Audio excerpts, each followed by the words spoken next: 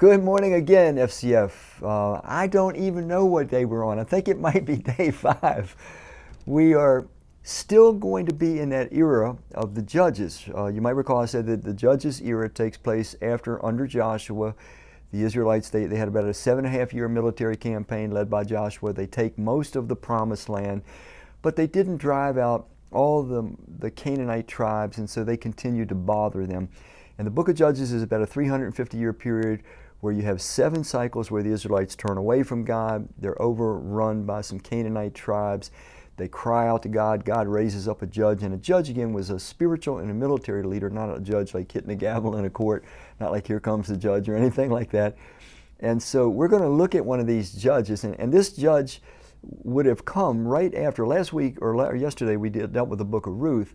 And so time-wise, chronologically wise, this is only a few years later that we're going to look at this particular judge.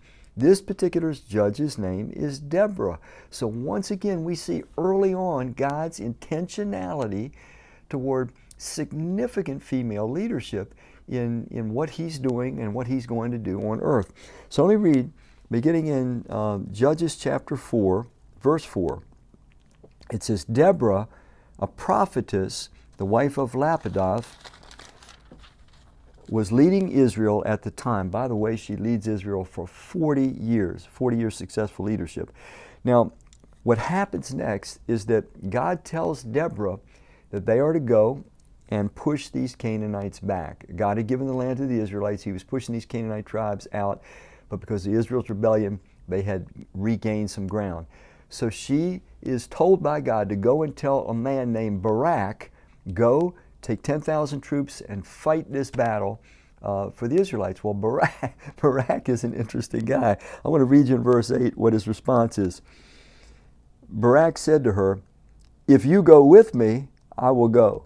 But if you don't go with me, I won't go. She says in verse 9, very well, Deborah said, I'll go with you, but because of the way you are going about this, the honor will not be yours, for the Lord will hand Sisera over to a woman. So Deborah went with Barak to Kadesh.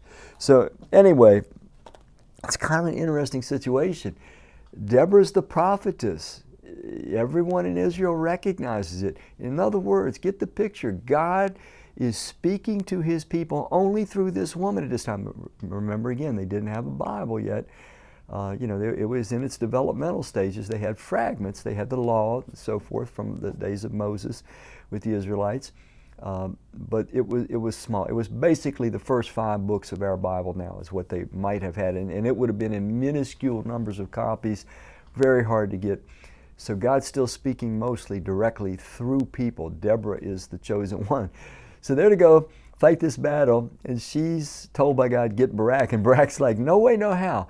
In essence, if you really read behind the lines, Barak is saying, yeah, why didn't God tell you to go fight this battle? Why is He telling me to go fight the battle? And so he's saying, I'll go if you go.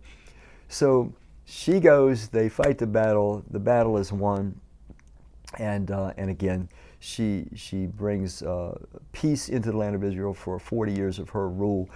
But it's a fascinating thing that God knew, let's face it, He knew that evidently there was not a spiritual enough man, there was not a brave enough man, there was not a pliable enough man, a man that was willing to do the things that God said to do, to step out in trust, step out in faith, and do some courageous things if necessary.